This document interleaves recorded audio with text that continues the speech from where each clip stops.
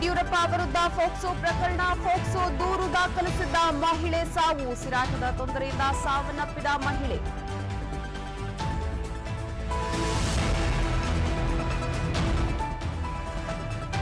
ಮಾಜಿ ಸಚಿವ H D. Revanna temple run. ಇಂದು ಶ್ರೀ ಕ್ಷೇತ್ರ ಧರ್ಮಸ್ಥಳಕ್ಕೆ ರೇವಣ್ಣ ಭೇಟಿ, ಮಂಜುನಾಥನಿಗೆ ವಿಶೇಷ ಪೂಜೆ ಸಲ್ಲಿಸಿದ ಎಚ್ಡಿಆರ್.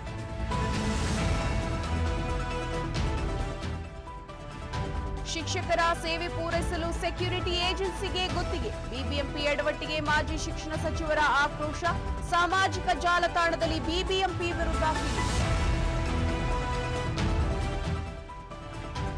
ರಾತ್ರೋರಾತ್ರಿ ತುಮಕೂರಿನಲ್ಲಿ ಜೆಸಿಬಿಗಳ ಘರ್ಜನೆ, ಶೆಡ್ಗಳನ್ನ ನೆಲಸಮಗೊಳಿಸಿದ ಪಾಲಿಕೆ ಅಧಿಕಾರಿಗಳು, ಮನೆಯಲ್ಲಿದ್ದವರನ್ನ ಹೊರಗೆ ತಳ್ಳಿ ಶೆಡ್ ತೆರವು.